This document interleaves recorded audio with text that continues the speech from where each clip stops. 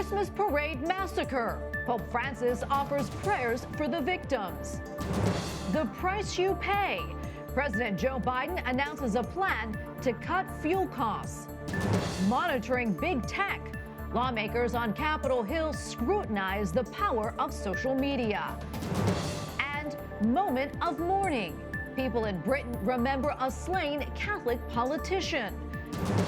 On EWTN News Nightly for Tuesday, November 23rd, 2021.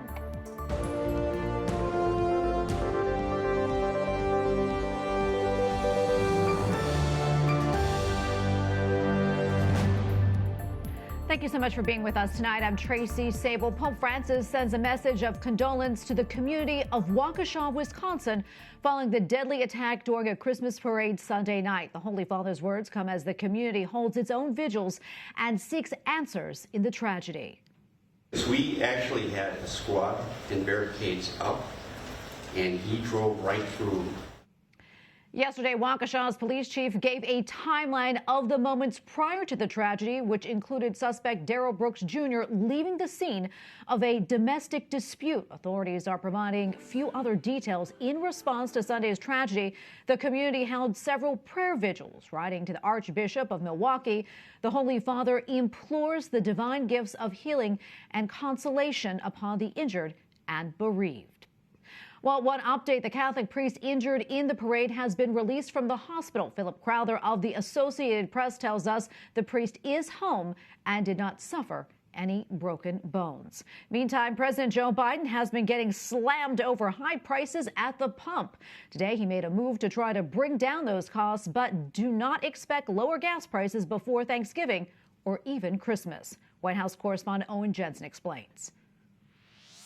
Right now, every time American drivers stop at the pumps to fill up, it's a painful experience with cash flying out of wallets. Well, today, President Biden laid out a plan to, in his words, moderate the price of oil. High gas prices. With just 2 days to go before Thanksgiving, high gas prices are pummeling Americans. Today, President Joe Biden announced his plan to help. Oil-producing countries and large companies have not ramped up the supply of oil quickly enough to meet the demand. The president ordered 50 million barrels of oil released from America's strategic reserve, an emergency stockpile to help bring down energy costs. So today I'm announcing that the largest ever release from the U.S. Strategic Petroleum Reserve to help provide the supply we need as we recover from this pandemic. But the American Petroleum Institute tweets, "We believe that any impact resulting from an SPR release is likely to be short-lived unless it is paired with policy measures that encourage the production of American energy resources." According to the American Automobile Association, right now drivers are paying about $3.40 per gallon of gas. That's more than 50% higher than just a year ago. Former President Donald Trump weighed in on today's move, saying, "We were energy independent 1 year ago. Now we are at the mercy of OPEC. Gasoline is selling for $7 in parts of California, going up all over the country. And they're taking oil from our strategic reserves. Is this any way to run a country?" And U.S. Senator Shelley Moore Capito, Republican from West Virginia, wrote, "If the president and his administration wanted to make a real long-term impact, they would work to maximize domestic production and expedite energy infrastructure like pipelines." While the Biden administration pushes hard to end fossil fuels, spending billions, for example, on electric vehicle charging stations, it insists that tapping more oil from the reserve does not contradict the president's long-term climate goals. Also, India, Japan, and the UK will be releasing oil from their reserves as well, and President Biden cautioned the problem of high gas prices won't disappear overnight. At the White House, Owen Jensen, EWTN News Nightly. And joining us now with analysis is Joel Griffith, research fellow at the Heritage Foundation. Joel, welcome back. Always so great to see you. So what do you make of this move by President Biden to tap into our strategic reserves? Do you think it will indeed help to bring down high gas prices? And if so, when do you think this will take effect? Well, thanks for having me, Tracy. Well, what is laughable about this situation is the amount of oil we're releasing from our reserves is about 3 days worth, 50 million barrels. We go through that in 3 days in the United States. And the market responded by scoffing at this as well. Today, oil prices jumped by almost 3%. The fact is, Since day one of this administration, President Biden has been going in an all-out assault on fossil fuels. On day one, he scrapped the Keystone XL pipeline, and then in that first week or two, he tried to ban drilling for oil and natural gas on federal property. Now, over the past 5 or 6 years, especially, we've enjoyed becoming energy independent. We've enjoyed having more affordable fuel sources. And this administration, their stated goal is to make us a carbon neutral country over the next few decades. And what that means for all of us is much higher energy prices longer term. Yeah, and another thing that we see rising too, Joel, is those home heating costs, as you and I had talked about before when you've been on, with the biggest spike in home heating oil. I want to talk about the impact of that on consumers, especially those Americans that are most vulnerable, those low-income families and the elderly who are on fixed incomes. Well, for a lot of families that rely on natural gas, seeing natural gas prices double in this short amount of time means that some families will spend several $100s more per month on their heating costs over this winter. And for gasoline, if you're out in California, you're spending up to $7 per gallon to fill up. You know, that adds up to about $150 for some vehicles just to fill up a tank. And to see, sadly, Congress considering implementing a big part of the Green New Deal with this reconciliation package, that promises to really levy additional financial burdens to the tune of $5,000 plus per year on American families as the leftists in Congress try to push us away from the abundant sources of fuel that we already have. Joel, the president, you probably saw this. He talked this afternoon, talked about this plan to bring down gas prices. He also talked about his port action plan to get things moving, you know, with the supply chain. And part of that plan involves opening up a port in Savannah, Georgia, and getting people working around the clock to alleviate this. What do you think of that plan? And do you think that's going to make a difference, or is it a little too late for the holidays?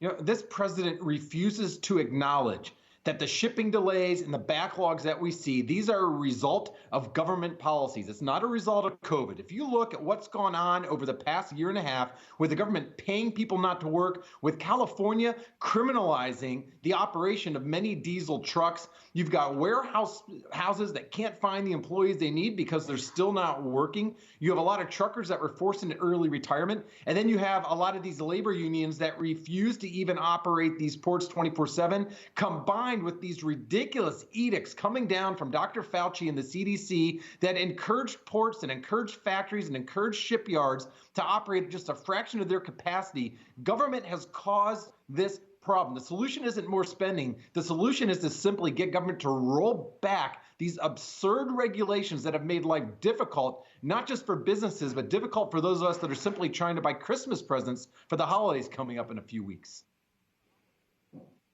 Yeah, and speaking of the holidays, you know, Thanksgiving is just a few days away. And if you've done your grocery shopping for Thanksgiving, prepare yourself because you're definitely going to pay more this year. Believe me, I know. That said, Joel, is there a bright spot at all in the economy for consumers this holiday season?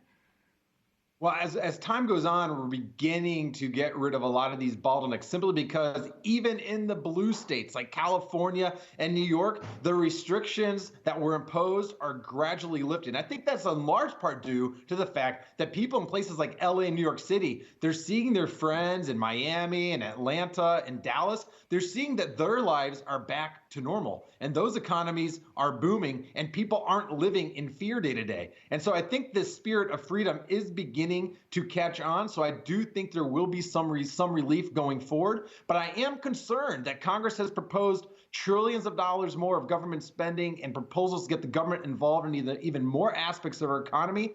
So while we are returning to normal, longer term, I'm concerned that the government is going to be gobbling up an even bigger share of our economy. And that will diminish the standard of living relative to what it could have been for families. Well, Joel, we're going to leave it right there. Thank you so much, as always, for your analysis. Appreciate it. Thank you, Tracy.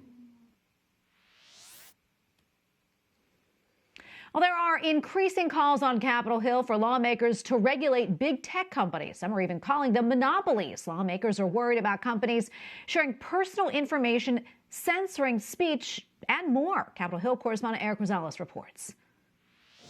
It's no secret big tech's news and information dominance is growing. Whether it's Apple, Google, Twitter, Facebook, they all influence on how Americans think. And lawmakers say it happens right when you turn on your computer.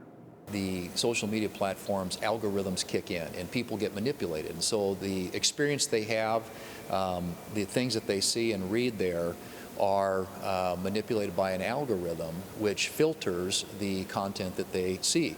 Senator John Thune adds he wants users to be in charge, not artificial intelligence networks or bots dictating on what you see and read. Others tell me the Biden administration is using big tech companies to keep lists of people who post what the White House believes is problematic language. That's precisely what they're doing. This administration is using the full weight of their office, the full weight of the presidency, to censor the free speech of the American public. Republicans aren't the only ones crying foul. Some Democrats also want to rein in big tech. A recent House Judiciary Committee report says the big four tech companies enjoy a monopoly power that needs to be regulated by Congress. Among the recommendations, breaking up big tech companies, require merging companies to prove consumer benefit, make dominant platforms offer equal terms for products and services, increase enforcement budgets for the Federal Trade Commission and the Justice Department. Many lawmakers support revoking big tech's immunity from prosecution when posting third-party content, known as Section 230 of the Federal Communications Decency Act. They were supposed to be just the platform, the medium. They weren't going to step on or in any way edit or moderate the content. Now they're doing that. And when they start moderating the content, the rules need to change. Lawmakers tell me that they're optimistic that a bipartisan bill regulating big tech could become law next year. At the Capitol, Eric Rosales, EWTN News Nightly. Pope Francis has shared a word of consolation with dignitaries and mourners at the funeral mass for the slain Minister of Parliament, David Amos. Commending Sir David's soul to the loving mercy of Jesus Christ, our Savior. The Holy Father's message was read by the Apostolic Nuncio to Great Britain, asking for resolve to, quote, combat evil with good. The funeral mass for David Amos was held today at Westminster Cathedral. He was killed last month while meeting with constituents.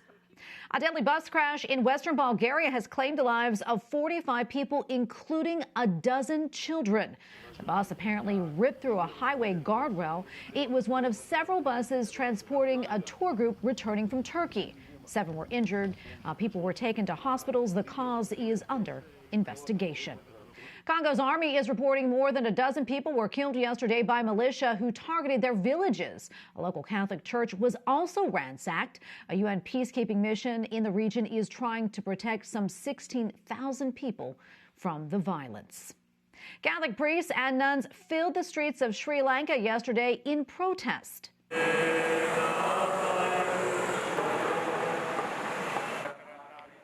Some sang, others recited prayers. Church leaders are disappointed with the government's investigation into the 2019 Easter Sunday suicide bombing attacks on churches, which killed 269 people. Around 24 suspects were charged last week. Church leaders say the government is not taking steps to identify the real culprits.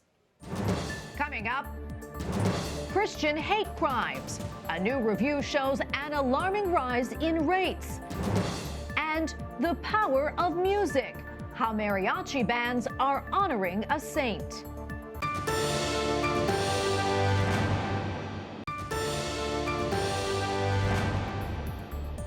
A new study says hate crimes against Christians in Europe rose last year by 70%. Overall, the Observatory on Intolerance and Discrimination Against Christians reported more than 4,000 hate crimes last year in Europe. According to the Austria-based group, more than 900 were against Christians. Joining us now from Rome is Andreas Thonhauser, EWTN Vatican Bureau Chief. Great to see you, Andreas. You know, we don't often hear about hate crimes against Christians, and certainly not when it comes to European countries. What's the situation like there in Rome? Well, Tracy, thank you so much, first of all, for raising this topic, because you're right, we do not hear a lot about this issue. According to human rights groups, religion-based discrimination in Europe is increasing, and that is true also for Christians. The recent Hate Crime Report 2020 of the International Organization for Security and Cooperation in Europe, or better known as OSCE, documented almost 1,000 cases in 2020, which means an increase of 70% when it comes to hate crimes against Christians. Now, what do they consider a hate crime? The OSCE defines it as a criminal offense motivated by bias or prejudice against a certain group of people. European Christians fell victim to crimes such as graffiti on church properties or arson attacks on churches. In one case, feminists assaulted people praying in front of a Catholic cathedral in Poland, throwing bottles, stones and firecrackers at them. Several of the peaceful worshippers were injured. Oh, Andreas, this is so concerning to hear about. Is anything being done to protect the faithful? Well, the Observatory of Intolerance and Discrimination Against Christians in Europe, this is another human rights group, sees a problem in the underreporting of this issue. While the attacks against Christians represent a quarter of all documented hate crimes of the OSCE, it is still only a fraction of the real number of cases. While most of the 51 OSCE countries report hate crimes against other minorities, only 11 countries submit data on crimes against Christians. Now, in many European countries, Christians are still the majority religion. The public narrative identifies Christians usually as being on the side of the aggressors and not the victims. And quickly, do we know what is triggering these hate crimes against Christians in Europe? Well, many of those documented assaults are related to hot-button issues, such as abortion or same-sex marriage. Anti-life activists, for example, attacked many churches in Poland, where the government line is pro-life. In some parts of Germany, many churches are vandalized with LGBTQ slogans. However, some crimes are even more severe. Catholic News Agency reported, for example, that a priest known for his devotion to helping migrants and homeless people was stabbed to death near his parish in the city of Como, here in Italy, by a Tunisian man in September 2020. What all of these crimes have in common is an anti-Christian bias that has been fanned by populist European politicians and mainstream media, and I think for the better part of the last decades. I think it is high time now to stand up against this increasing hatred of Christians in our society, and the latest OSCE report should serve as a wake-up call. Absolutely, Andreas, and thank you so much for bringing us this very important report. Andreas Thonhauser, EWTN Vatican Bureau Chief. Thank you again. Thank you, Tracy. Up next, tracking religious freedom. Which countries stand out on the watch list? And sign of the season. See the Vatican Christmas tree.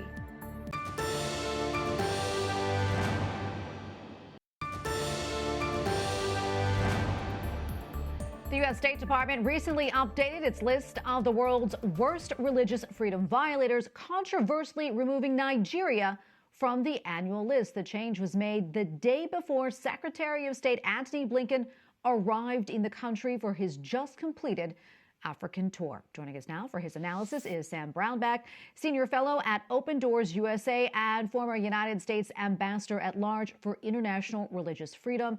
Ambassador Brownback, welcome back. Great to be with you. I know during your tenure with the Trump administration, Secretary of State Mike Pompeo added Nigeria to that list of worst religious freedom violators. What's your reaction to Nigeria now being removed from that list? And do we know the reasoning for that decision?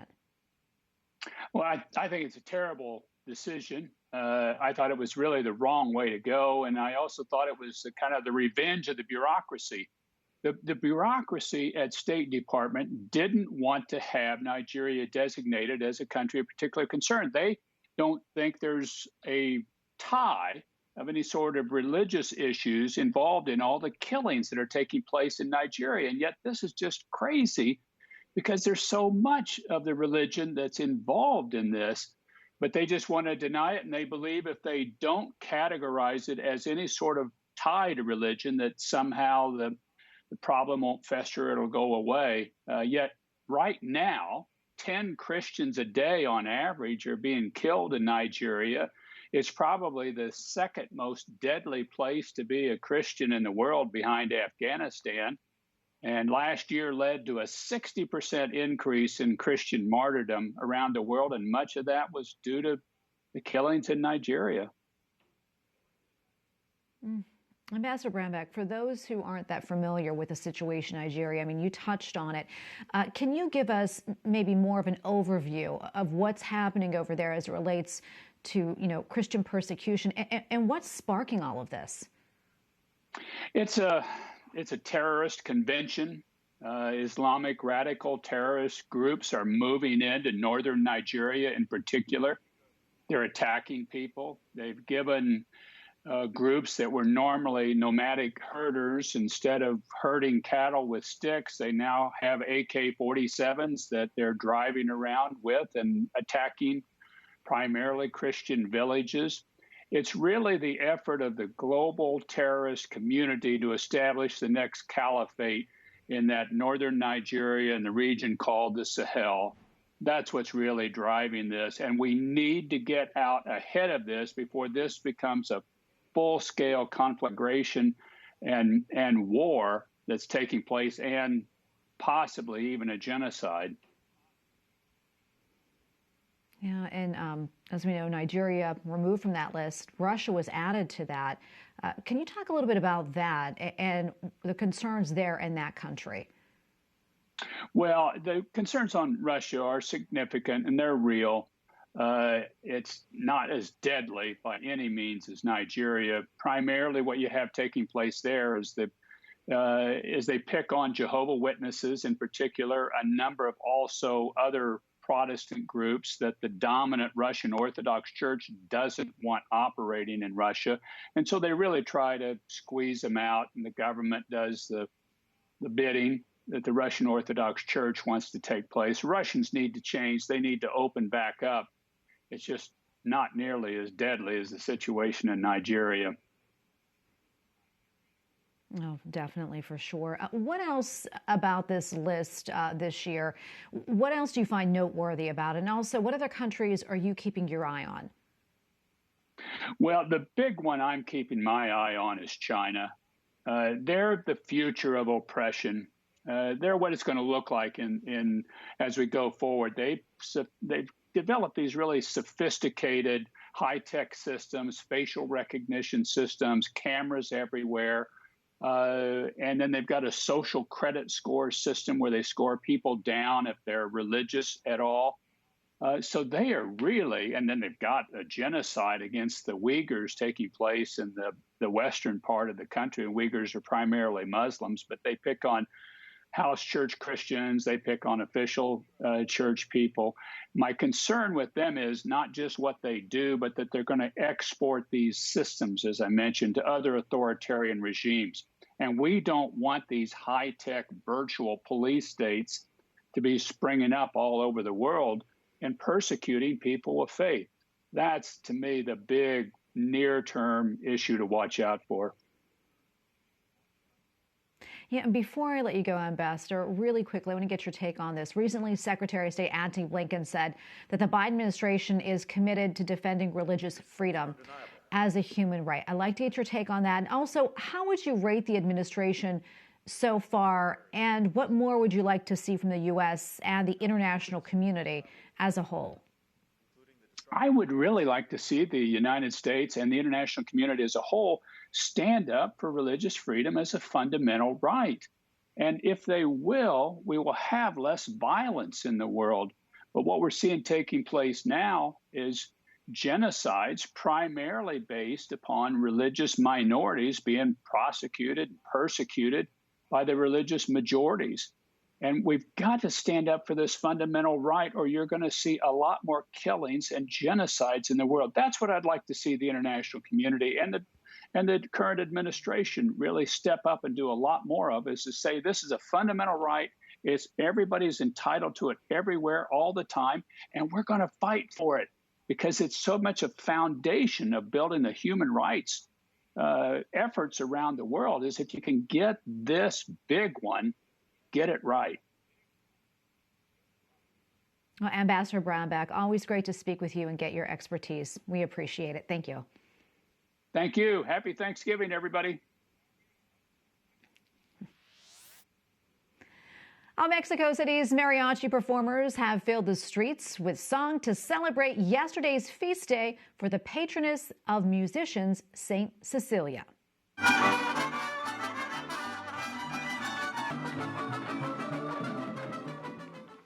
The mariachis were dressed in traditional costume, accompanied by violins, guitars, and jubilant trumpets. The faithful venerated Saint Cecilia as a 3rd century Christian martyr. And finally tonight in Rome, it is beginning to look a lot like Christmas with the arrival of a 30-foot tall fir tree in St. Peter's Square. The tree comes from a village in northern Italy. Its residents are making homemade ornaments for decorations, and the Vatican has scheduled the lighting ceremony for December 10th. After Christmas, the tree's wood will be converted into crafts for a charity auction. It's a great idea. And we thank you for watching tonight. For the entire EWTN News Nightly team, I'm Tracy Sable. Good night and God bless.